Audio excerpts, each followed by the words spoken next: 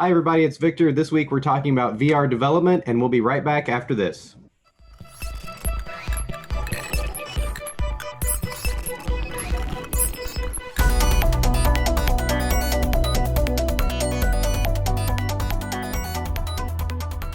Telecom Careers, the #1 global telecom and wireless job board. telecomcareers.com. Hey, everybody. It's Victor, and this week we are here with Daniel Buchanan. We're talking about VR development. Daniel, we had you in here before, but today you actually have some gear that we're going to look at. So we talked about what does it take to produce VR stuff. Actually, last time we talked a little bit more about the consumption side of things, and I had the little cardboard thing.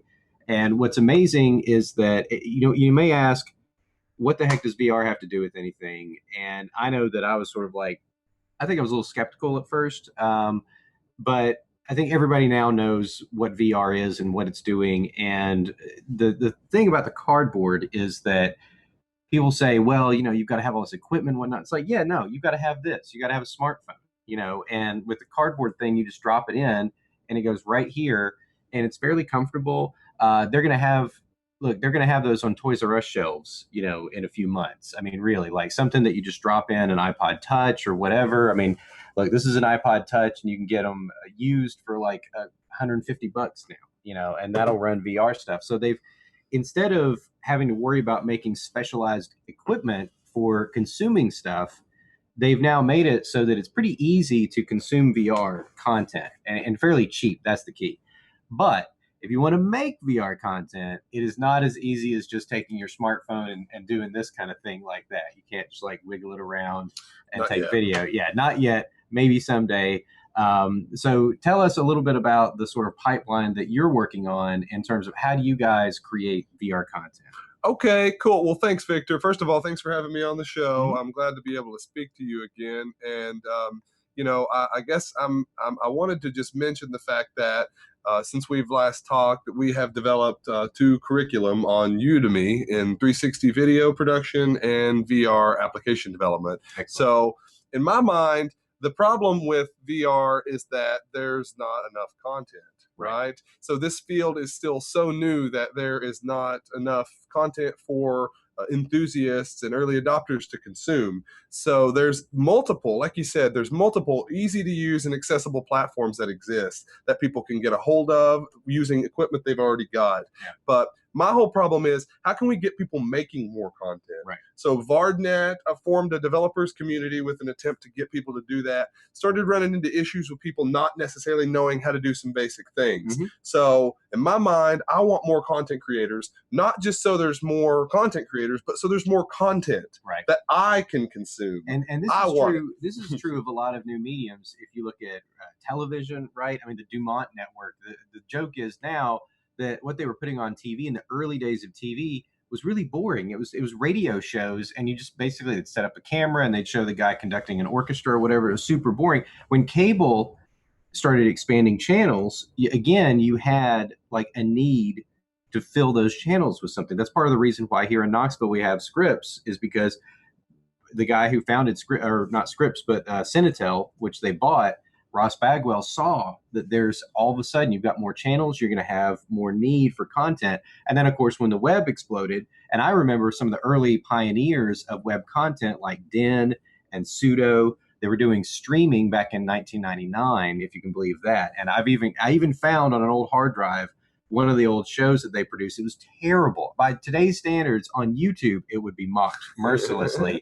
And it was also like the video was that big because in 99, that's the best Real Player G2 was still popular back then. So where we are right now, I feel like with the technology, I feel like we're further ahead than we were, with web content in 99. If you look at the stuff that's being produced, it's unbelievable. I mean, it is absolutely fantastic. Not just the software, but the video content that's being created. And I think that's because we're savvier now, right, as consumers, with YouTube and with smartphones and immersive stuff. Well, if anybody's played the Star Wars, one of my favorite stupid games where you have to move your iPhone around is the Star Wars. It's a shooter where it uses the camera and it overlays like a Millennium Falcon thing where you're flying the Falcon and shooting. that's Good times. goofy. Well, yeah, it's goofy, but it shows you just sort of like how much stuff is going on in your phone. So let's talk about the production side. Okay. 'Cause we want to create more So content. in my opinion, there's like two ways you can go at developing content. You can either like create your own sort of computer generated environments Right. that you can kind of move around and interact with.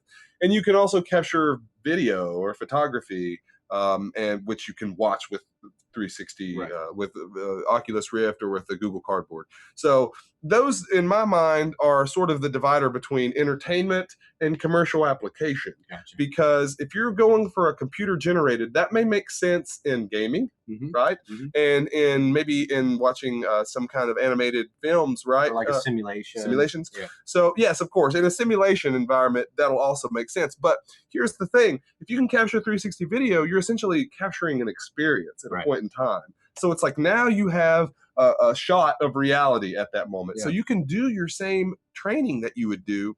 However, you can just have real visual cues. Yeah. So perhaps if you're doing forklift training, you can actually be in the warehouse, Mhm. actually be on the forklift, and get what that's going to look like with the real equipment in front of you. Well, I So- remember one of the things that when QuickTime VR was the deal, back in the day, and this is probably 2000.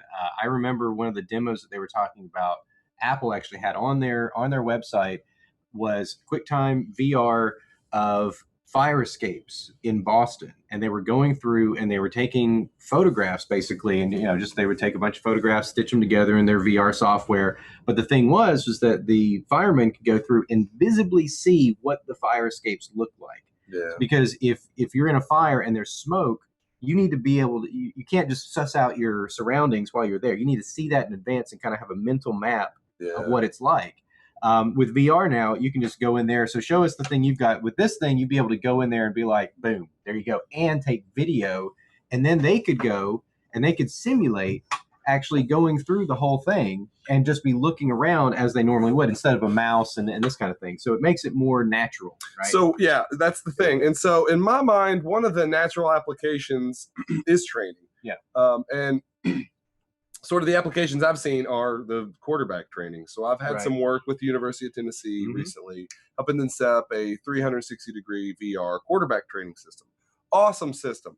And essentially what we did was set up a 360 camera rig, capture that, and this is the camera rig, by the way, that we used. It's a bunch of GoPros. 6 GoPros in a cubic formation, and each one is set to a 4:3 ratio. But those are all stitched later on in some software, and you can stitch that all together and watch it through VR helmet, and it's like you were there. So if we record this now, it would be like your head was right there, Right. and you could look around in all directions, in front of you, behind you. It's really, really cool way to view video. Now, let me ask you this. The software that's used to stitch the things together, is that provided by like one company?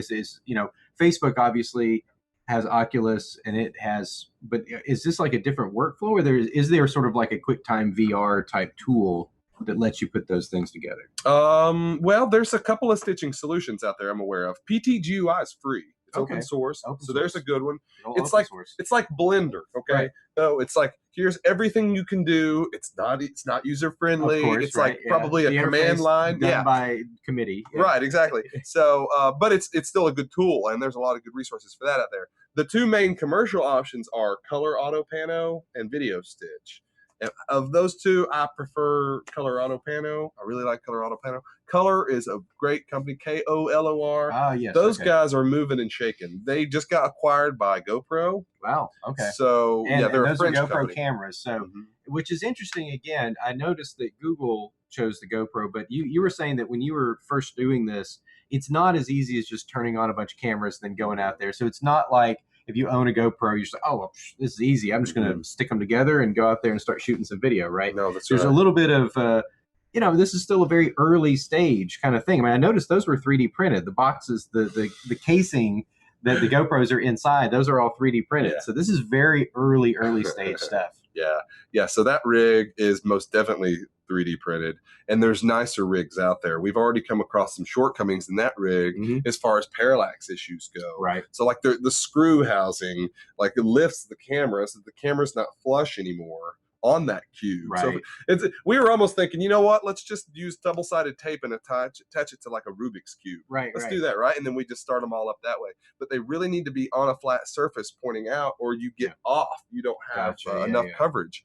So you can stitch, but you can't do magic. Right. You know what I mean? Yeah, yeah. You can't create. It's not like Star Trek where you can actually recreate pixels that were never recorded to begin with. Not right? yet. We're working on that. We're working on that. So then there's AR applications, of course, with that as well. Because if you're talking about a 360 video, you could overlay that with something interesting. Well, and I can imagine with the quarterback training, if do you remember the Cybervision tapes back in the 80s? Oh my gosh, these were so funny because what they would do is like, let's say, you've got a throw like that. So it would show a video of the throw, and then it would have like a animated line drawing showing the optimal, what your bones basically are doing.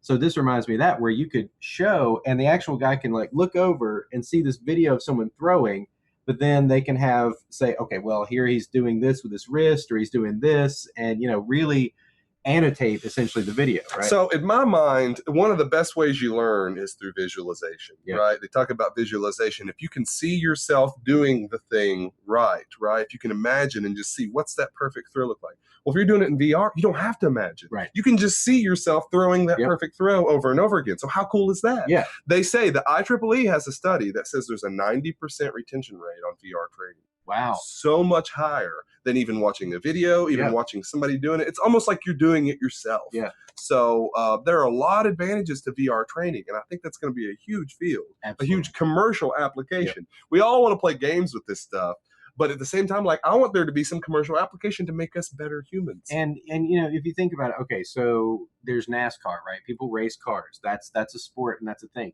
Many, many, many more people drive cars for work. Right. So the business application, I mean, I like I said, I think I was a little about VR, because I'm like, okay, people aren't going to sit around their homes, 5, 6 people. You're not going to have 10 people over your house and everybody's going to strap something on their face and do this all night. But in business, and we're talking about a huge market here, this has enormous applications and an enormous amount of potential. So that's really cool. But it does sound like what's interesting here and interesting for developers, I think, is that many of the game tools that are out there right now, like Unity, Unreal, and whatnot, it's fairly simple to create stuff for this because you're already creating a 3D world. It's already got the bounding box, so to speak, of that 3D space. So there's a big opportunity, I think, for developers in that space, because we talked about simulations. I mean, if you can get inside a nuclear tower in a way that no human actually could, it's like an endoscope basically inside a cooling tower. You could do that. You could be Ant-Man basically and shrink down and be inside of a brain or whatever. Yes, you could.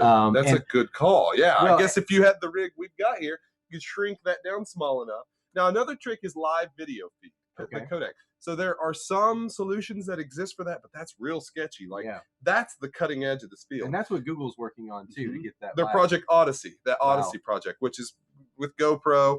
It's the 16 GoPro rig. But here's the whole thing, is if you can get a live stitch of all of that video in together at once and then feed that out to the world, how cool would that be? Absolutely. Samsung has also got a project, I think it's called Project Beyond, I think is what they're calling it. And it's just this idea that you could take an experience of a place and share that with people everywhere. Talk about Periscope or, Twitter or, anything, Instagram. Like, that's just an attempt to share a reality, right? How else could you share a reality better than with a 360 video? So what we're going to see in the future is, if you guys remember the Pith helmets, they used to have a little fan on them. What we're going to have is like a helmet, but it's going to have a ring of little camera sensors on it.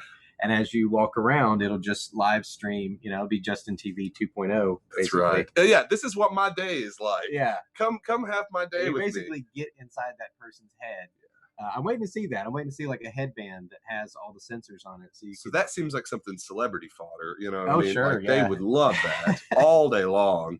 Well, everyone could also be paparazzi, right? So if you're just walking around the Grove in LA, then you can just wear your headband and, somebody walks by. You don't even have to look. You just be like, somebody, and then you can use your annotation tool. It also has just so many applications. There really are. We just scratched the surface, but we are already out of time, unfortunately. So So you guys, Vardnet, and how can people find you guys online? Vardnet, follow me at Vardnet, at Agilability, at Unreal Virtual. Unreal Virtual is my VR startup that is getting off the ground. We are focusing on the VR applications. My Udemy courses are a good way to get involved. So UDEMY, if you go on there and look for 360 video and for Oculus Rift development, there's 2 good courses on there. Yeah. And we'll actually, I know some people at Udemy.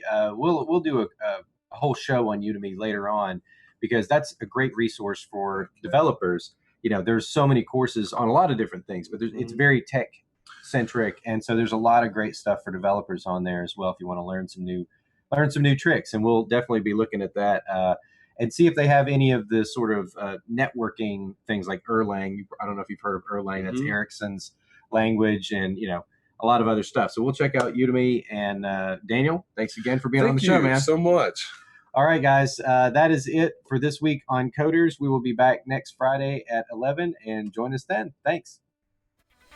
Coders is a production of RCR TV News. To reach Victor Agreda Jr. or to suggest a show topic for Coders, you can reach him on Twitter at Superpixels. For all the latest news on wireless code and the whole world of wireless, check out rcrwireless.com.